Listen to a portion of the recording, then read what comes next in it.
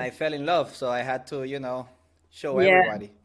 So I'm gonna just go ahead and bring them in because I think they want to be part of this party. Hi, ladies. Hey. Hi, everybody. Thanks so much for having us. There seems to be a little bit of a feedback On your mic. Are you guys using Bluetooth or We're using the Bluetooth, but it should work. Yeah, those are AirPods. I don't know why, but it's coming in garbled. Yeah, somebody's is not, and I know I was okay because I was just Hold on, let me mute myself maybe. Oh, sorry. Ladies, thank you for accepting our invitation. First of all, thank you for your wonderful music. I actually started this video with a Somos Mas introduction because it's part of what we do. But I really wanted to go into your website and do a little bit of a video clip from your new album, which is awesome. If you guys don't mind, do you mind sharing that with our audience? Of course. Of course. Okay. So that's just what I'm going to do. I'm going to go ahead and go in here and because I think it's just so beautiful, and I'm going to try and see and let me see. Let me share screen. And then I got to do this and bear with me because today I kind of learned all this new technology. And I'm hoping there it is. Yes. Hey.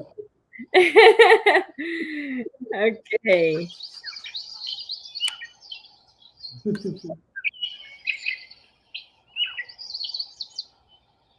Iyatawa mitala mita, iyatawa mitala mita, miyare ora miya mitala mita, mitala mita, mitala mita, iyatawa mitala mita, iyatawa mitala mita, miyare ora miya mitala mita, mitala mita, mitala mita.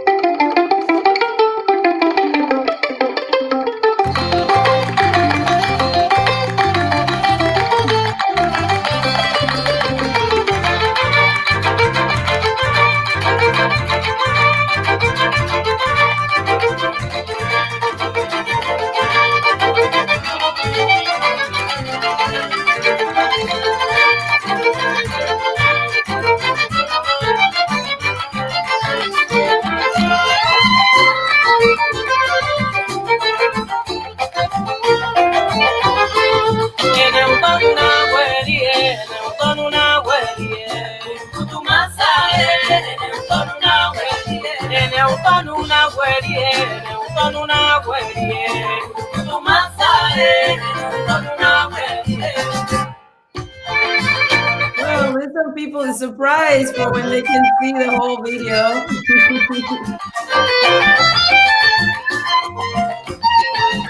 Let's just leave them with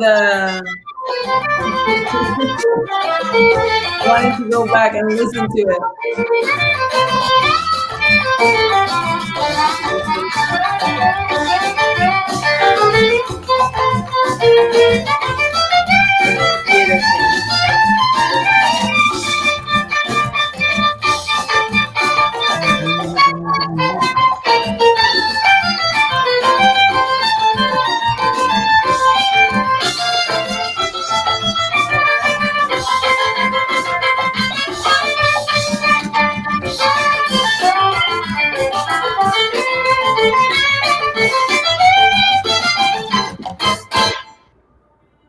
Wow.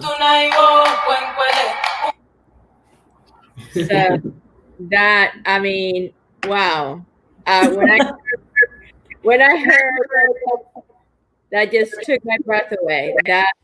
Oh, It really mixed everything about our culture. I love jazz as it is, and I love our African background. I was I was born in Cuba, but I came when I was 9 years old to the United States. But I've always loved our African backgrounds, and you guys have put that fusion of those two things that I love in music together, and I just felt yeah.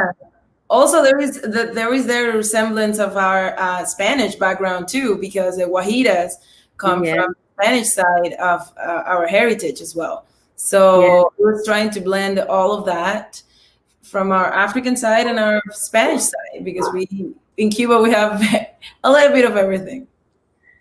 Let me ask you something. Over you mixed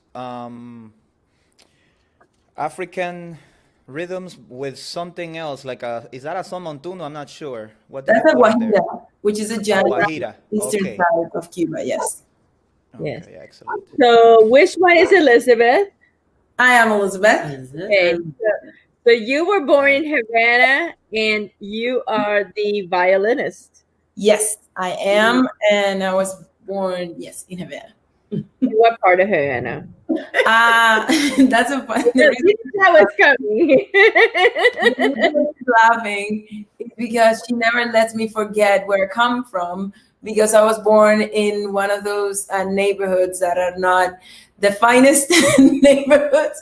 So I was born in Los Sitios, and every time we perform, she introduces me like, "I'm from Los Sitios." Yeah. So, Well, I'm Reyla, so hey, we're even. We're giving in here like they're from Havana and from Vedado. Yes, right. Yeah. I worked my way up there, and then I end up having an apartment in Vidal. Okay.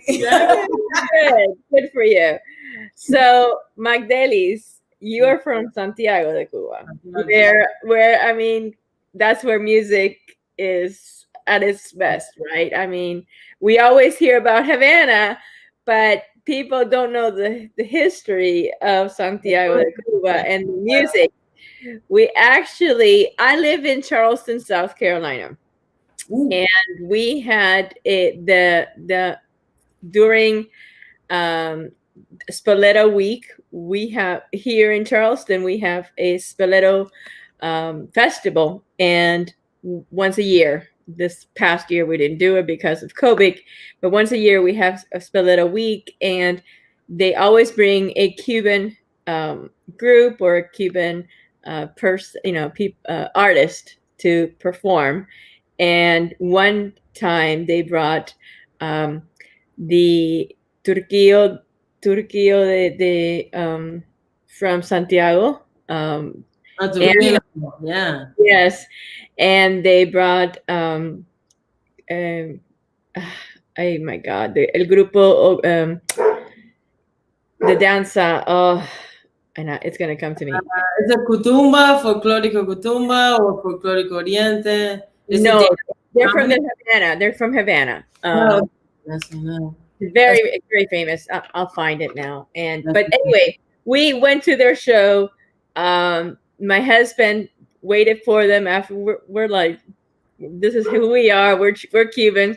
We waited for them until they left. Till they came out of their show, and we invited all of them to our home the next day. And they're like, but we don't fit anywhere. We're like too many people. It's a whole group, and a whole group of dancers and a whole group of musicians. And we're like, well, yeah, we'll get you here. So we rented a van and we brought them over, and they had a wonderful time in our house. So Nice. Yes. So just the reason for this interview is because your Facebook Live, you spoke about San Isidro, and we're here. The reason why we started these English, debates and these English Facebook Lives is because, as you know, there are many Facebook Lives, but all in Spanish, mostly about what is happening in Cuba.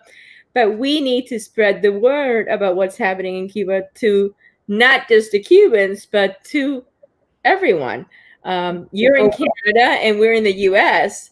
And just like you said in your own, in your video, you said, Cuba is not just about tourism and beautiful beaches, because we do have some of the best beaches and some of the most beautiful palms in the world. But it's not just about that. Unfortunately, there is a whole world that the tourist does not see. And so this is why we're doing this type of a program, so that people can actually understand the reality of Cuba. And the Cuban regime has done a very good job at doing good propaganda, at putting their best face to the world. And we need to start doing good propaganda at showing them what the truth really is. Yeah. And I'm very proud of our young adults, and especially our artists. I'm so glad that this has come out of the artist side of our young people that have decided to speak up and say, enough is enough. You're breaking our, not just forget about, this is not about communism or democracy. This is our human rights. We have the right to speak up. We have the right of movement. They're, keeping them inside jails or keeping them even inside their homes and not letting them go out. That is a human right that they are breaking, that the government is breaking. And we want the world to know that this is happening in our country. Exactly. And we are so proud of people like yourself, because you're so young and you're speaking up about it. So I'm going to stop speaking now. And because I can go on forever, but I'm going to turn the microphone over to you girls. And I want you to tell the world how you feel, number one, because I know a lot of people don't understand what's happening and why it's happening, and number two, how you feel about what's happening. Please.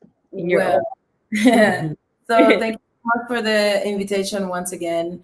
My name is Elizabeth Rodriguez, for the ones that are joining us now, and we have a band named OKAN. We live in Toronto, Canada right now. We immigrated to Toronto in different years. We actually met here. I've been outside of Cuba since 2013, Max since 2014.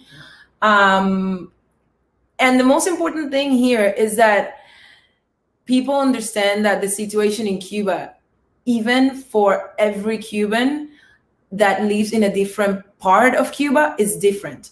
I'm saying this because since you mentioned that I'm from Havana, Max is from, we call her Max.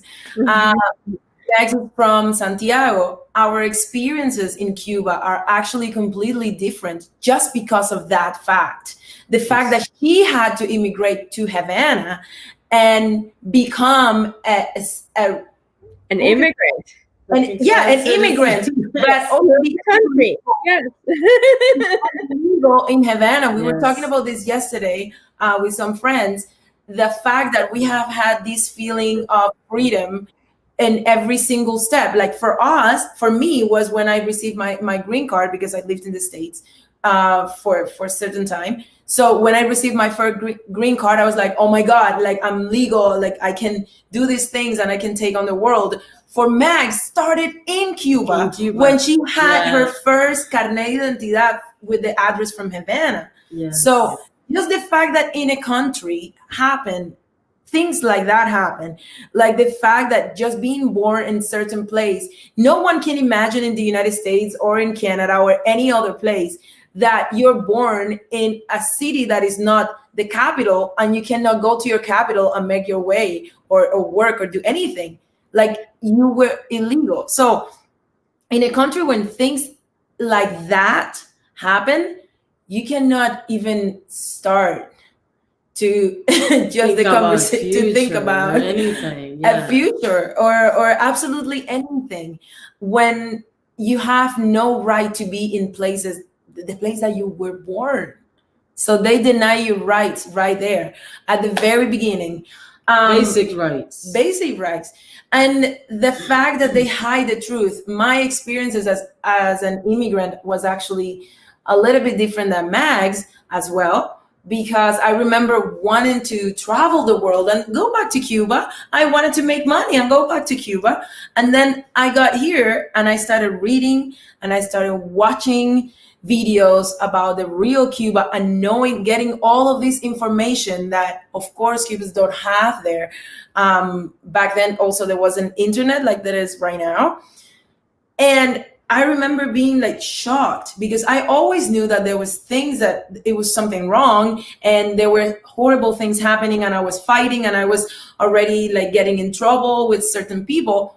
But actually knowing the truth and realizing that they hide absolutely everything from us in plain sight, it felt so horrible. And I felt betrayed and I felt that I couldn't go back to a place where all those things happen. So San Isidro is the last, I would say this is the last hope that Cubans just got in a long, long time. For a long time, there hasn't been anyone in that country that will step up and say, you know what, I'm taking the risk.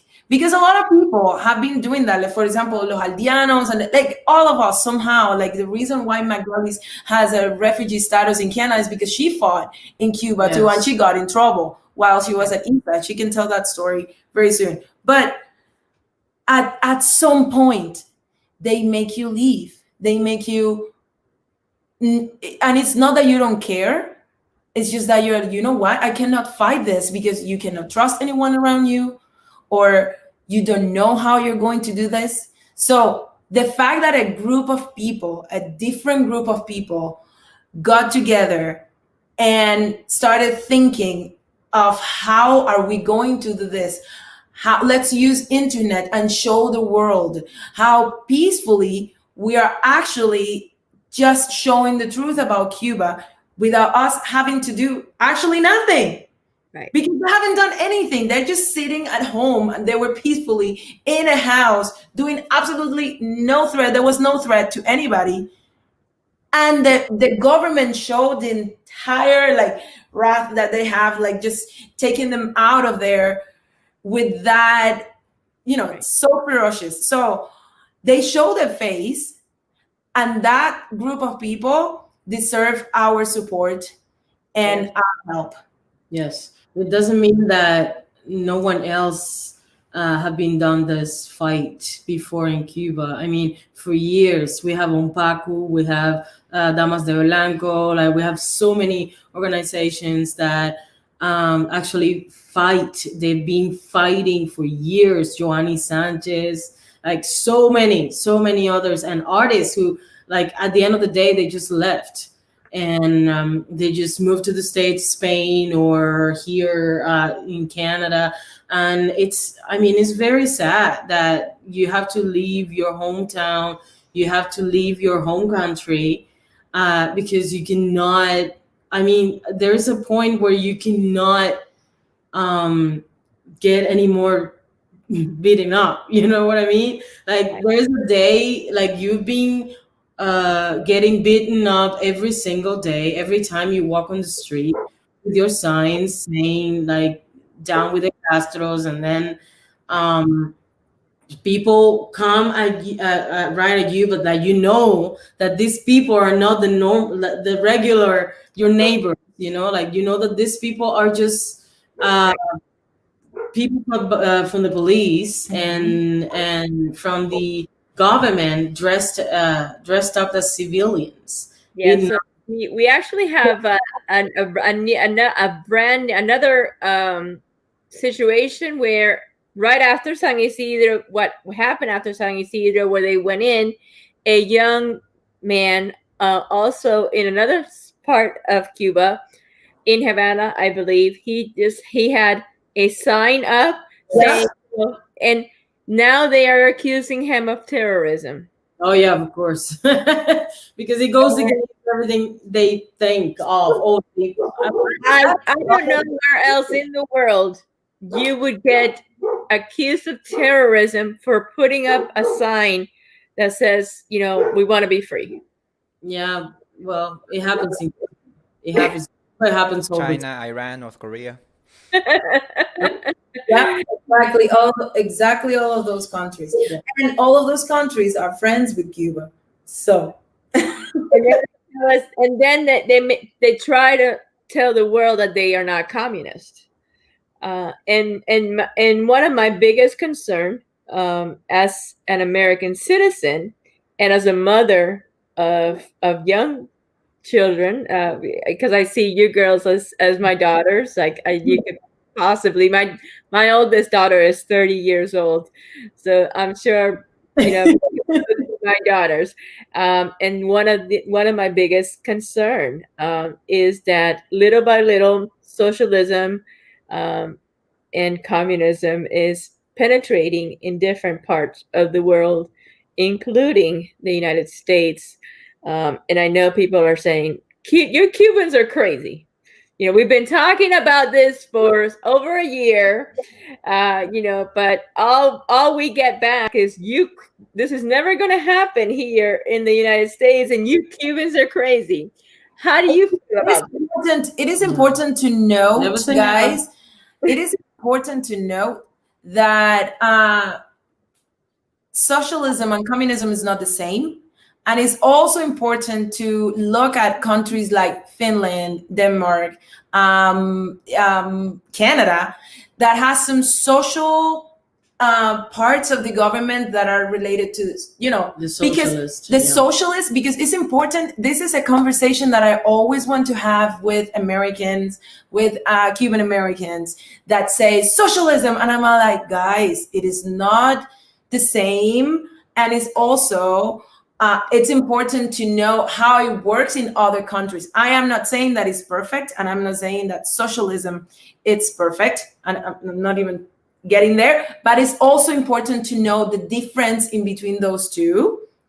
And it is important to realize that the United States and many countries should have programs, because they do have the money, should have programs that are, and in America have. But the issue is we do have socialist programs. We have many programs that are for people that cannot afford certain things. And listen, I agree, and I am one of those people that fights for equal opportunities for women, and I fight for a lot of things, a lot. There's a lot of work to be done, but there's a fine line between, fighting for causes and becoming completely socialist, and that is where we have draw the line. Draw the line. Be careful. You gotta look at it this way, in my opinion. That's what we're trying to say all the time. In order to have social programs, you need to produce Cuban dictatorship. You need to produce things in order to tax people. If you can't get blood from a stone without producing, not like you want to do now, or tax them without anything that they did not have. Like now they this new law that they want you to pay for, you didn't do anything. You didn't get me that job. Why do I have to pay you taxes of that job that you didn't get me? Right. It's not going to happen. And that happens to every musician. Like all of those musicians that you see outside of Cuba, actually, the empresa, how do you say, the agency that is mandatory, by the way. You cannot be an independent artist. Yeah, there's no such which a is thing. the problem that there's no such thing as an open or free agent, right? No, okay. That doesn't exist. So if you want to travel, you have to go through the agency, and the agency takes 56% of your taxes, if you're lucky, of your income. Yes, if you're lucky, and now you have to pay another 4% according to the new laws. the new laws, just they're saying that those are for Cubans that live in Cuba, but they go outside for conferences and like things that they go outside and get paid. No, I read the law. I read the law. That's not what the law states. Exactly. The woman at Mesa Redonda was the round table was saying that this is what is actually going to happen. And then, no, but that's not what the law says. What are you talking about? I read the law. That is not what it's saying. The law stipulates that anyone that is a Cuban citizen, which means that if you go back to your country within the 24, months time period, and you keep your Cuban citizenship, and any money that you make outside of Cuba, you have to pay a 4% income tax on that money. Well, you know what? I think the ladies will also, what is it now? Will pay for the electricity of their family in Cuba. Their electricity bill. Pay utilities as well. So we are the gusanos or worms. So we are called many, many, many names. I was one of the first gusanos because I was a Margarita. They don't want, the guy that they put in power doesn't want the name calling anymore. Yes, he said like don't call them names anymore, because I think he knows that we need to pay those bills now. So he doesn't want. It's just now they need to respect. Problem here, and every single Cuban knows it. Even come on, if you are smart, you don't even need to be so bright. Everybody needs that. All they need to do is leave power. That's it. That's it. Nobody's talking about the states taking over Cuba. Nobody is talking about that. Oh, we should annex. They're talking about those colonial. Absolutely. Okay. So, Riquette, can you put on the? Go ahead and put on the link. We have a lot of people asking. Please, we want to talk to them. We want to be able to interact with these beautiful ladies. Link is up. Link is up, everybody. So anybody that wants to come up can come and talk to these beautiful, beautiful Cuban. I am so proud of the representation of the future Cubans in what I'm seeing in our young Cubans today. I really am. Our fight for us, our fight is here, especially that's why we did the video in English. In our young Cubans today. Look at this one. For us, our fight is. I don't even fold my laundry, he says. Fulano, you have a feedback on your mic. Yeah, I already fixed it. It's because it was awesome. I already fixed it. That's when I used to play poker. I don't like to people bluff me, and I create this. I don't even fold my laundry. Hey, the question that I have is, you've been saying like 5 or 6 times if somebody want to come in to talk to those beautiful ladies. What about if they're not beautiful? We cannot talk to them? I beg to differ, but if you don't think they're trust me, you just find the more proud Cuban. I don't want to say the other word because I don't want to see that, because I regularly say the other word too to American that you made in your life. And the more proud black Cuban that you know. Trust me. Okay. Good. So you I don't have the talent. I never learned. So the only thing I can do is move a little bit. Yeah, with our music. You just go and listen to our music and then you can dance. That's it. But my dad, like I said, I had a very, very talented daughter. She can sing, dance, and do everything, and she's ridiculous beautiful. Yeah. But I'm glad here. Those 2 people I met then already, my friends. We talk quite a bit, and I'm proud that young black people is coming to the deal. Hey, you know what I said? They're not ready for the brown. You have a question. Just follow the history. Trust me. Okay. Follow the history. Follow the history. They're not ready for the brown. When they see it, they're going to realize they need to come with us, no matter what. I'm I'm glad to see another Santiago person here as well. Somebody, From Santiago. somebody in the chat is asking, "Is this Furanito de Tal?" And the answer is yes. This is Furanito de Tal, and he will take over our chat if we let him. So we're gonna let Star, that is down here waiting to give her 2 cents in. Estrella. Hi. Hi. Toronto in the house. Toronto in Hey, the house. Yay! But you guys pretty young. You guys pretty young. Ladies, I met you on the December 10 when we went in front of the consulate, and I'm really proud that you've been there. Oh, thank you. Because you know, Ernesto Perez was the one to organize the events, and myself too. And I have to call the police in the morning because something happened on Montreal, and they start to say because the lockdown, probably we can make it. And I spoke like 5 people, and they always asking how many people, and I don't consider myself a liar, and I say, well, around 10 or 12, and I was surprised that it's almost more than 15 people over there, and because of you, because all of them come there because of you. Even we made, yeah, I have to say that because even we made the event public and wherever, we don't have the same network that you have. Wow. I know a lot of people here in Toronto. I live here for almost 19 years in February. But you have the power of the art, and you move the youth, and that's important. I'm really glad that you go there, and I feel that spirit, and not on the art form. Well, I have art on my family. My brother in Cuba is a comedian stand-up. Probably you know him.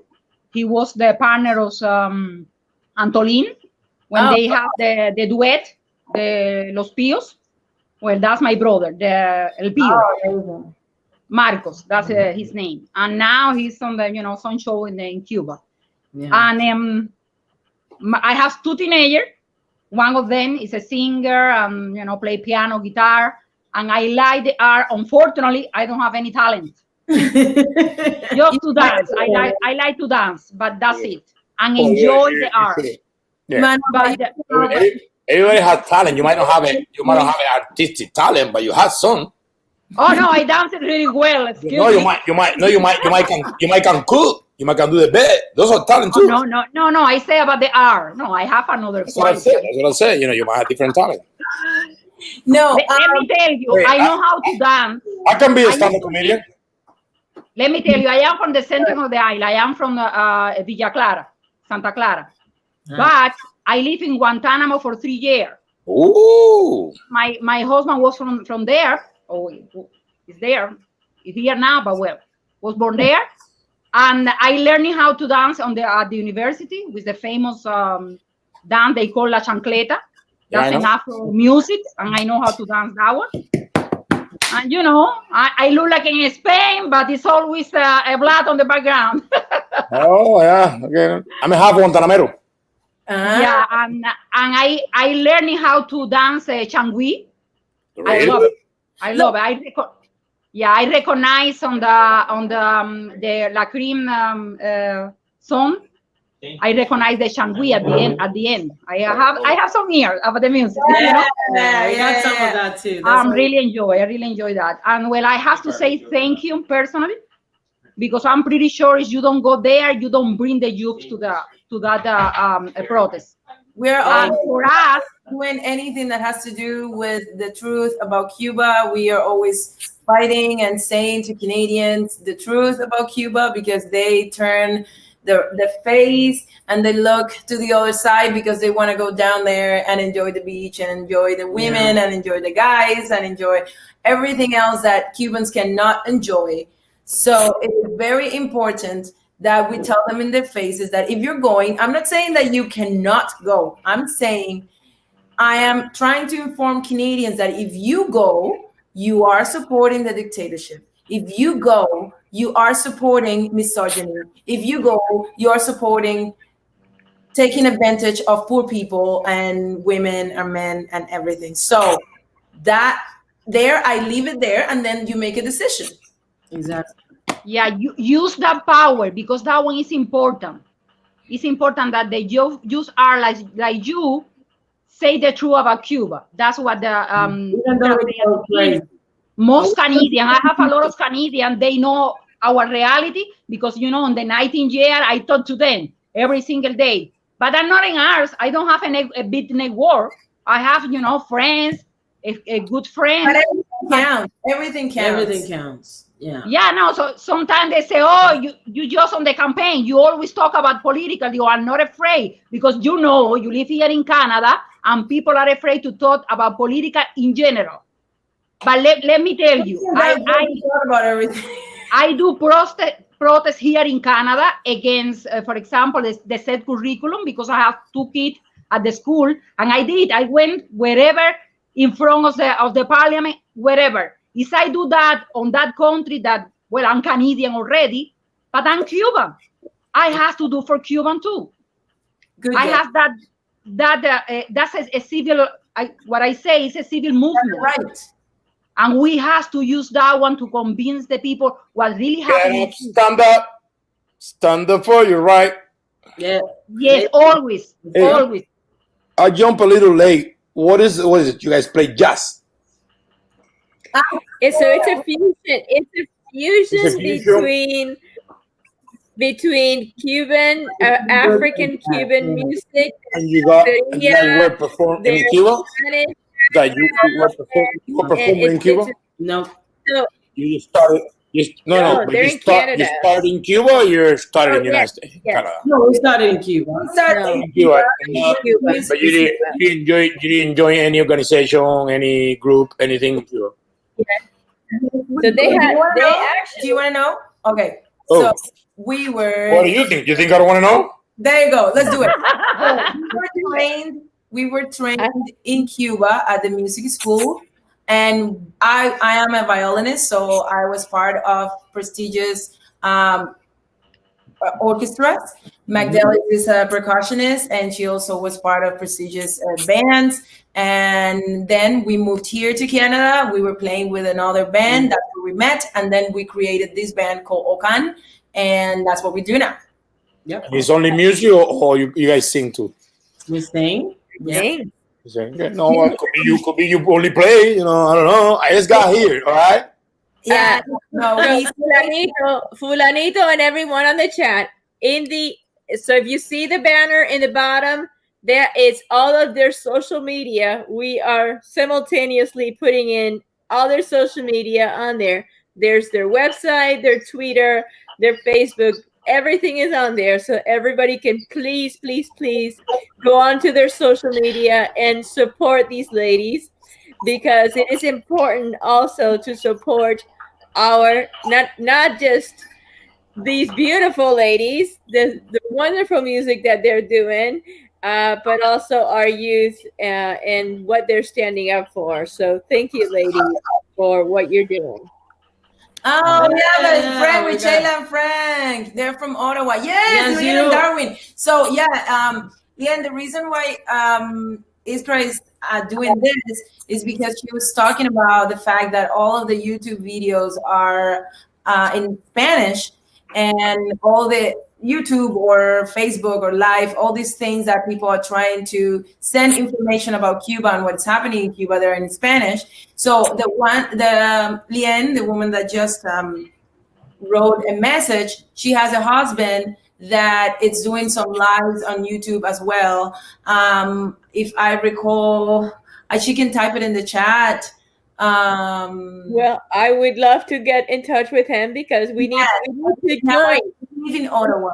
Yeah, we need to join forces. There's too little of us, and we need to join forces so that this magnifies. We need to magnify the this to the world. The world needs to know. Ladies, He has a YouTube channel. He's also question. inviting a lot of people to this conversation. So it would be great if you get to know him. I'm so sorry, I totally forgot the name right now of the channel, but she will type it in very soon if she keeps listening. Okay. This is the commercial. I text him. Oh, Darwin! I know Darwin. You know Darwin? Oh, Yeah. Yeah, I know Darwin, but he does his thing in Spanish though. El mundo Yeah. You know, he's Oh, no way. Yeah. Darwin. We're good. We're part of. I'm actually a member of his channel, but unfortunately, he does his in Spanish also. We need to do more in English. Yeah. But he has a very big channel. It's very nice, actually. I'm there also all the time. Ladies, do you have any concerts in person or virtual coming up? Yeah. Well, what we have right now is the vinyls coming out, so people can purchase them. We're trying to upload the link to Amazon so people can buy the vinyls on Amazon. Right now, we're taking a break because even though, yes, it has been a slow year, we had a very busy year because we put an album out in October. We had some live performances, like on camera, online, in front of the phone. And right now, we also teachers. Yeah. So we were teaching for this whole year, anyways, online, which is exhausting. Very exhausting. And so we're taking like a little break. We were planning and trying to do a New Year's concert, but Toronto went on lockdown, Ontario went on lockdown again. So it's like, it was too many problems. So I think we said, you know what, let's take a break.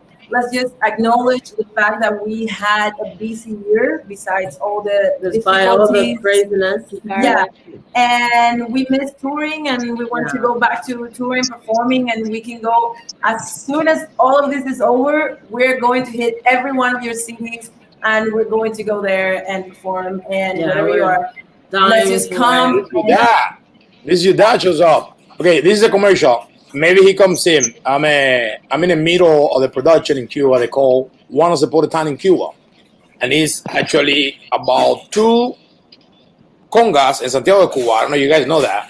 Yeah. Those two congas casually having a fight. It's a competition, but it's also a fight for one being kind of like a contestatory and the other one represent the government. Okay. One is actually represent with an old man, one represent with a young kid. I actually can send the very, very scene to Eric. I don't know if she can put it to describe. I can send it to her. You guys can see it. I don't know if I can send it to you and you can show it. I remember the group that came to my house. It's called El Grupo Rakatan. Or if I decide to show out, he with his kid now. He's my filmmaker. He show out. I'm gonna make a commitment to he go film you guys wherever you are, and we make a video. Okay, that would be nice. So we have another person there. The guy driving. Who's driving? Oh, Ernesto. Ernesto, we can't see you. Ernesto, we can't see you. Enciende la luz del carro, Ernesto. We No, can't I got see it. you. I got it on, but We it's can't. Es demasiado oscuro. Hey, it's not my fault, man, guys. My skin is too dark that I cannot see myself either. You I can't. try to find the light. You mean? What do you mean? It's not your fault. You're black. What? I don't understand that. Yeah. It's all good. I guess my mind, it's actually a bless. It is a You need to get there, but it's a bless. Absorb every single color. Exactly. Yeah. Look at a bunch of benefit. We don't have to take sun. No. We don't have to get tan. I don't have to. We automatically dark. We have great hair. We tall. We can talk loud. I didn't mean it Actually, that way. it's gonna apply. You know? And women definitely have a lot of other aptitudes. So let's just leave it at that. I don't know. Hey, they don't know what they're missing. Yep. Ernesto, Damn it. Yeah. what Do do you you have want to a ask the ladies?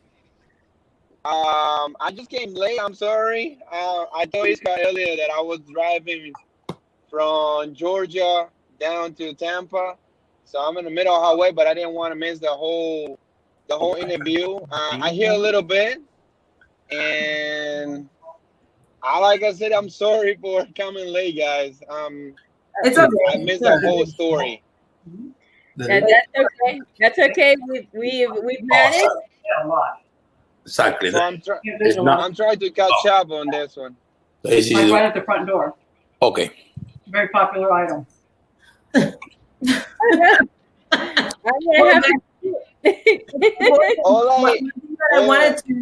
One thing that I wanted to mention is like, because we need to figure it out as well how we can help from outside, how we are helping from outside. Okay. So I actually spoke to, I don't know if you know, a lot of you, I'm sure you know him because he's very popular on YouTube and on Facebook. Luis Denver, right? Luis You know Denver. him? You met him? You know him? No, I asked the girl, do you know him? Luis Dana. Yes. Yes. Yes, we follow him. Okay, so I actually had a You said you follow him or you fuck with him? No, leave Okay. that words out, okay?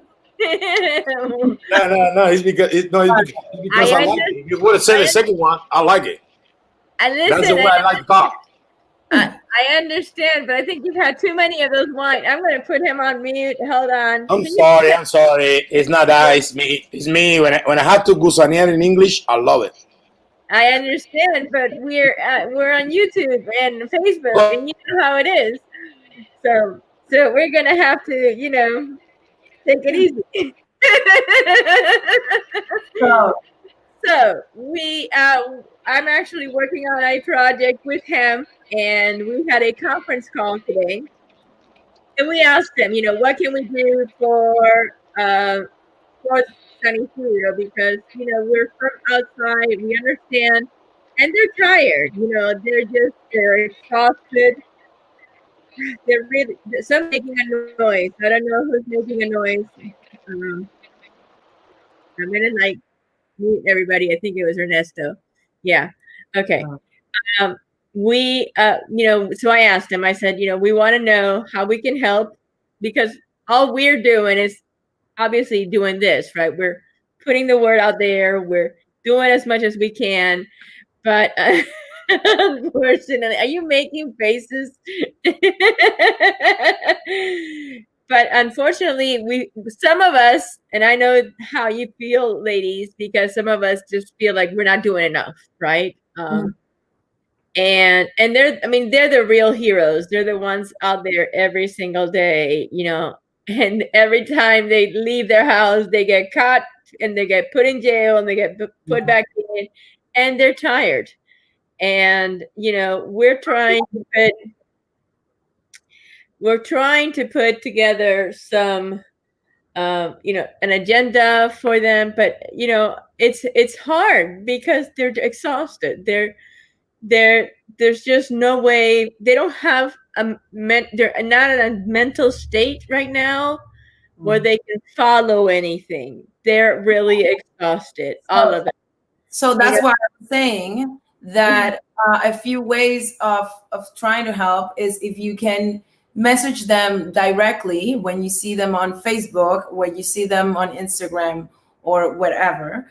Message them directly, because they do need the support, because you don't understand how lonely they must feel in a country where a lot of people look at you knowing exactly that you're doing something right for them, for everybody. For them. You're fighting for everybody else, yes. But at the same time, they don't get involved because their fear is bigger than their hunger. So the way we help personally was at the end of the day, we all have to send a recarga somehow or some money at some point. So I did contact one of the guys, the young guy that no one knows very much, the 18-year-old boy that is running away from going to the one that went to get the bread. The one that got into the one that he was going to get bread, and he got caught and put in jail because he was going to go get the bread. Yeah. For his grandmother. So he didn't want to join the army. Right. So then to that guy, I sent a recarga because they are using the money and they're using the internet to say the real things that are happening in Cuba. So if you can communicate to them, if you don't have to send them money, I know that we have this parón, and I know that we have this not sending money to support the dictatorship, but these people that are saying the truth, they need internet, because if they don't have internet, the news are not going to come out. So we all need to help those that are doing already this job. Like if somebody just asking you for a carga and they just want that to like whatever, just be on Facebook and is chatting. No, we're not talking about that. Saying like, okay, if I'm gonna help you, I even asked my mother this. I said to my mother, I am not going to put in a carga if you don't share at least one post about San Isidro, because it's not fair that people are not at least sharing what is happening. So if you ask your parents or if you ask your family members, okay, do you want me to send you a recarga? Do you want me to send you money? Okay, if I see 5 posts of you saying something about what's happening in Cuba, I'll send you money. Exactly. Again, a type Just of recarga is a type of remittance, but instead of sending money through Western Union, you actually pay their phone bill by, let's say you pay for 50 megabytes of data or 100 megabytes or whatever it is, and then they trade that like, cigarettes in prison, and they buy things with that. But at least and that's a recarga, a recharge of your data.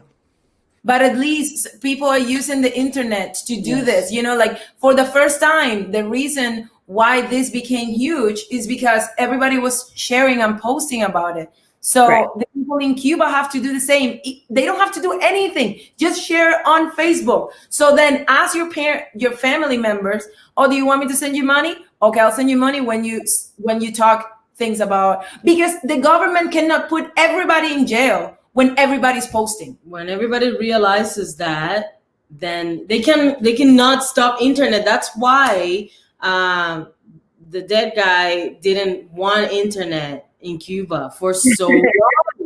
It must be a blood thing. Those girls talk like they'll listen to me already. So that's why he didn't want internet, because then the world will have access to what's really happening in Cuba. And he wanted the world to see the face that the Cuban government has, that they cannot hide it anymore, because these guys are not as charismatic as the dead guy was. So his brother hasn't shown his face in a long time, just to do that ridiculous sort of show that they played the other night. And that guy that they put in power also has no word. I mean, he has no speech, because no one put him there but these guys. So no one knew him before. No one knows him now. It's just another guy in power, They used to call that gobiernos títeres back in history class, if I recall. So who's the títere now? Who's the puppet now? So things like that are happening. And the Cubans, I mean, I don't want to blame it on the Cubans in the island, because they don't know any better. We were one of them when we used to live there, and they don't know any better. They are afraid, and they are used to opening your mouth and getting the milk into their mouths, getting recargas, getting money. They don't know anything But that's else. why we need to work together. Yes. Like somebody just mentioned, say they are losing it because of the internet. So this is why the Cubans outside of Cuba are telling you, brother, this is the reality. This is how you can fix this. This is how I'm helping you. I want to help you get your own money, your own shoes, your own phone, your own recarga, your own whatever. Your own shoes. You can get your own shoes. So if everybody works together, the ones outside here talk to their families.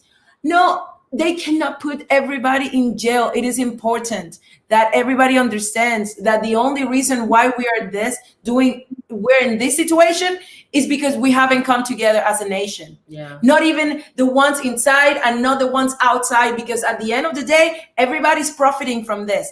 Because even all of us at some point have made up the mistake or the gloating of going back to Cuba and feeling better than the others because you have a car and you have money and you have this and you have that. Broken that Everybody way. at some point gloats. So don't gloat, because right now we're all, absolutely all of us are in this same issue. We're all in this same hole. So together we can get out, because as you can see, they're making us suffer. Even if you're in Cuba or if you're outside of Cuba. If you're in, you have to wait for somebody to send you money. If you're out, you have to send them money and work extra. So there's no win-win for anybody here. Win-win. Right. Yeah. The only way we win is for them to Hey, leave. Risque, what we don't find this girl earlier. They're pretty clear. Well, Where they hiding? and they have But we don't understand that Cubans don't get together, and that is our biggest. I know. It's a teamwork. It's a teamwork. We're getting close. We're getting close. We're getting close. I get confused with your name. What she was mentioning is that nobody had to be, or nobody had to feel, not necessarily helper, because what you do is little or a lot. It's a continuation of what all we do for the same subject. Exactly. That's what you do. Follow the same thing, focus, and then concentrate it to that. And if I got a chance to do a little, somebody else has a chance to do a lot. Yeah, Somebody do a lot, it's support. And when that getting considered, right. Yeah, I'm a big, honestly, San Isidro's movement, they're the real heroes in this story. There's no doubt about that. But we all, as Cubans, we all have a role to play. Every single one of us. We all, and I've been saying this since the beginning. And there are many others. There are many, many others that have been fighting, and they're also in jail. That's why the sons of the Damas de Blanco and all the people in the park. We all have a role to play in this, and we have to come together. Even if you do one post, even if you go into one of our programs and put a like and put a share and do one little thing every day. One thing you do is at least you've done something for Cuba. Yep. And it's so important that we have to keep in doing things, but don't thinking that tomorrow the dictatorship is gone. Some people, especially the youth, thinking that we start something and it's ending soon. No, we have to be resilient, resistant. Movimiento San Isidro, the Isidro movement, it's just the beginning of something. Exactly. It's just the beginning of something. Internet to divert the attention now with all this craziness that they created.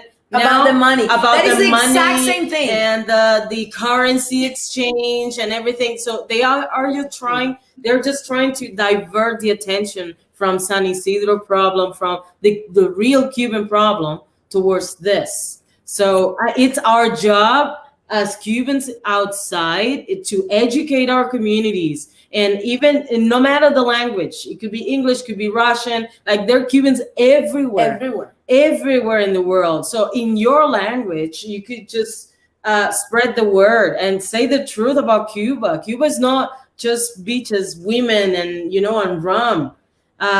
Yes, but we cannot enjoy that. You know what I mean? And I'll be honest, we as Cubans, we're very proud people, and and we don't like to talk bad about our country. And I noticed that. And you know, when I would come back, I used to go every year with my husband. I don't have any family in Cuba, but my husband had his children there. And when I would come back, I would be proud, you know, and I would put on the pretty pictures and all the pretty things about my country because we're proud. We're proud of of who we are. But we also need to start saying the truth about our country, because you know, just like I took pretty pictures, I also took pictures of, you know, the Havana that is falling apart, that is falling on top of people's heads. You know, there were 2 little girls that were killed because, you know, of these buildings that are falling, you know, and crumbling up because the government does nothing about it. So we have to swallow our pride, because I know we're very proud. We have to swallow our pride and say the truth. But look, it's like my mom says, like, I know you don't need to speak ill of your country if you don't want to. Yeah. It's just that in order to get fixed, you need to call the disease. So if you're sick, if you have cancer, you go to the doctor. The doctor tells you got cancer, so you got treated for it. If you got something in your leg, you get treated by it. You see that? Then start fixing the problem. You have to address the problem. Yeah. And the problem is that, and it's affecting not only us, but South America completely. Look at Venezuela now. It's pretty sad what's happening there. Yeah. And like that, it's that and government, it's a cancer. Venezuela in South has America. Cuba written all over. Yes. That was Cuba who destroyed, like that. It is the real, just the show, you know, like they did that to Cuba, right? And they hid it from the world for a long time. Then they went to Venezuela and they got it. And look at Venezuelans. They lost 60 pounds. The average Venezuelan lost 60 pounds, just like the Cubans in the 90s. They are immigrating everywhere. They have, everybody's accepting Venezuelans as refugees right now. So that was Cuba. So white people cannot see that. People cannot understand that was Cuba's hand behind Venezuela. And every time I see Venezuela, I literally apologize to them when I say, I am so sorry for what my government has done to your country. Right. Yeah. Yeah. No, and that's so true. The average size of height of the Cuban person has actually gone down in time. And you see the difference when the kids come here young, you know, outside of Cuba, and you give them that Quaker oatmeal, boy, and they just go. My dear, I can show you my dog. I can show you my Cuban dog that we rescue a dog from Cuba, and it's supposed to be like Cuban dogs are small. My dog is this size. He's huge because he eats. Yeah. I also wanted to mention that. I'm like, I think, I eat meat every day. Yeah. There's a lot of Cubans that may still want to go to Cuba. You know, they go year after year. And how can you do that? And, you know, maybe have a good time and say, oh, I'm visiting family, I'm helping. But the next year you go, they have one less tooth. Me. The next year you go, somebody died of alcoholism. I know it hurts, and our families are back there. We are the only ones from our family here. And it hurts, but trust me, the moment you leave your house and leave them $100, $1 million to your family in Cuba, they stay with the same misery that when you just arrived. You left. You come back to your capitalism. Oh, and enjoy your car. No, you have to work harder because then you spend all the money to raise money for the next year, because you come back with nothing from Cuba and your family is still poor. You didn't fix their problem. You fixed their hunger. Exactly. No, it's also for that month that you were in Cuba, then you leave. And it's a phenomenal thing, but it's also one way to take care of that. You really need to go back, because you have to understand and respect whoever has to do it for sentimental, because they can be. Just go to Cuba the same way you left. Go without money. Yep, right. I want to respect your time, ladies. Interesting. I know you gave me 1 hour. It's 10:11 now. It's been an hour. Quick question. I have to go to the airport to pick up my grandma. That then I have to fight with the Canadians that are not allowing people. I know. So Me, I don't want to take your time. Immediate family. Quick I question. thank you. and I'll let the ladies go. I thank you, Rique, for introducing me to OKAN. Is that how you say it, OKAN? Where do you live, my friend? I got you right now here. Yay! Thank you. And I couldn't help but you reminded me of someone I got in contact with recently, Daime Arocena. Yeah, she's our best friend. She's here also in Toronto, and we work together. And yes. Really? Yes. I was the one who put the comment. You should collaborate with her. Oh, yeah, it's coming. It's coming. Listen, she comes here. We talk about Cuba for hours every time we are talking and whatever.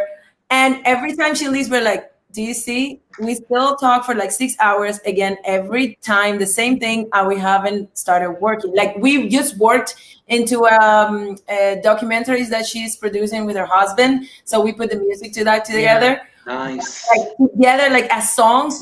It's like, coming. It's coming. But it's coming. Well, I'm listening to Mercedes right now, which was with Telmari. Yeah. Right, but you know, when I heard Daime, and now when I'm listening to you, I felt extremely happy. And the reason why is because I see young people making real good Cuban music, fusion, more fusion than anything.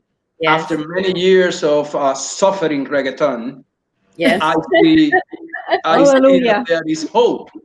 Hallelujah. You guys wait, hold on, Angel, espérate, because I like reparto a little bit, okay? No, I'm timbero. You gotta shake that leg, bro. I'm timbero. I'm all about Alexander Abreu, La Habana de Primera, and all NG La Banda. That was music. The lyrics sometimes, but the music was there. The academic preparation of those musicians, they were all jazz players. You know, Averov, you know, Carlos Oviedo, everybody. Anyways, but wait, now I see a new generation that is really. I got a bone to pick with you, Angel, because, and maybe the ladies could back me up before they leave. I came out of Cuba in the 90s, in 98, and all through my childhood, all I heard was bam bam, básicamente, you know, that type of music. Like, and then I meet all the Latin people, and they talk about rock, Enanitos Verdes, like Fabulosos Cadillacs, like all these, like whole world of music. And I don't know, was that by design by the government, or Cubans just don't like that stuff? Yes, soy conguero, no soy rockero. Like, what's going on? They weren't allowed to hear them. That was. Let me tell you something. NG La Banda, Jose Luis Cortez, they would go to Europe and they would play in a club, timba, right? Cuban music. But the next day, the band would be divided in 3 different bands, and they would play in jazz cafes to a sold-out house. We're not talking about wannabe musicians. These are real musicians. The thing is that what sells in the world and in the Cuban radio stations is timba. Same with charanga banera. Charanga was known in Switzerland and in Europe before they went back to Cuba in '92. They were known all over Europe before they went to Cuba. These are real musicians, but that's beyond the point. The point is that I see a new generation of Cubans redefining Cuba for its musical value. And it's not the little bikini and image from the 50s. It's good music with good, amazing vocal words. These girls, they know what they're doing. Yes, absolutely.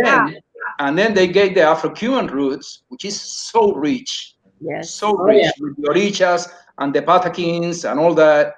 And they fusion it with jazz and world rhythms, like Rique was saying, and it's analgesic for my ears after a chulo and chocolate. I fell in love with Hey, come on. Don't mess with the king/president of the reparto, bro. Come on. Be ready. In January, the Cuban Canadian want to make something. We are being content. And we have something on the agenda. Yes. Wonderful. We don't know the day, but we have something. We also, friend, what's your name? Angel. Angel. Okay. Angel. Ángel. Mira, estoy en el brain, estoy en el crossover brain. I'm sorry. Pequeño, pero okay. So, mira, Angelito.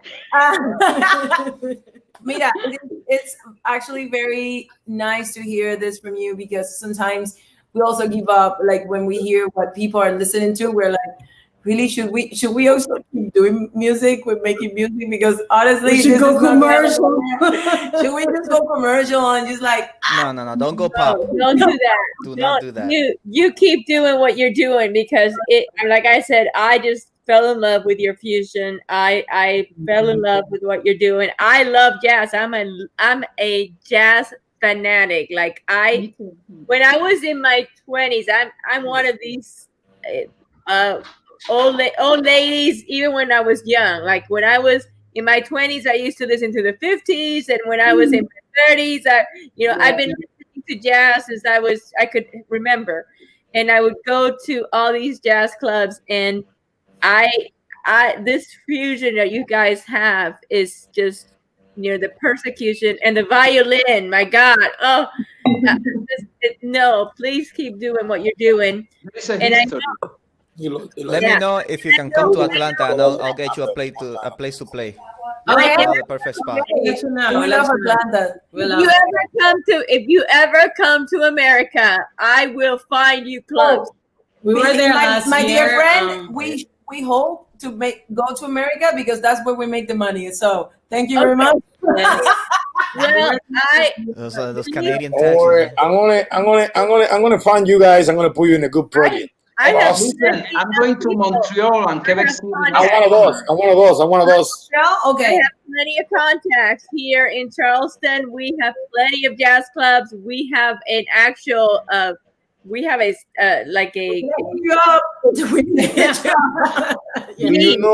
Do you know William Kidd?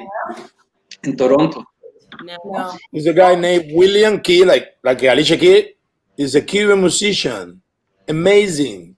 I sent you. Oh, that's the guy in Russia. In Russia. He's in Russia. I sent him one song. I'm his manager. Okay. All right. I'm moving around. Important people here. All right. Yeah, I'm telling you, I'm gonna find you. I don't manage anybody. I just know a lot of people, and I put a lot of people in contact. I do the logistics. She's pretty good doing that. No, I'm honestly, it was an accident. That team maker that I tried to introduce you is the one that for us up doing all their jobs. And of course, then Russia has situation to come to the United States, all the things. So I had a little, I don't know how to describe it, but I do that. I do that with painters, writers. Okay. As long the Cuba and I review all of our social media. Yes. I'm the one that sees the emails. Also our manager, but I see the emails. I'm a social media idiot. I'm too old for the social You can media. send me an email on our website. There is our email, and the website is right Oh here. yeah. No, I'm gonna find you through. Risque. I'm gonna find you today, and I have the contact. okay, exactly. I'll find you. I'll find you. I'll find you. Because I'm one of those. And everybody for joining us tonight. Thank you very much, ladies. Thank you. We'll be in touch. Take care. Bye. Bye. Very interesting. Thank you. Yes, we're gonna let them go because you. we had. Thank you for joining us. It was Fulano. wonderful to have them, wasn't it? They are just I great. didn't know Risque. Do you know William? What do you mean? You introduced me to him, bro. Oh, it was me. You were the one that showed me William, man. I forgot about it. I said, how do you know? I played him at the parties over here in Atlanta. Like, yo, listen to this guy. No. He's not. Well, it's him because he's not that known, and we working and try to bring it to the United States now. But the pandemic, you know how these things are. I got 3 people over there. I got a painter. Actually, Okay. Well, lady, I'm gonna turn off the live stream, and you guys can That's take. right. Yeah, we can talk about this on the side, amigo. Dale. Thank you. Have a great day. Thank you, everybody, for joining us. Bye, guys. Take care. Thank you.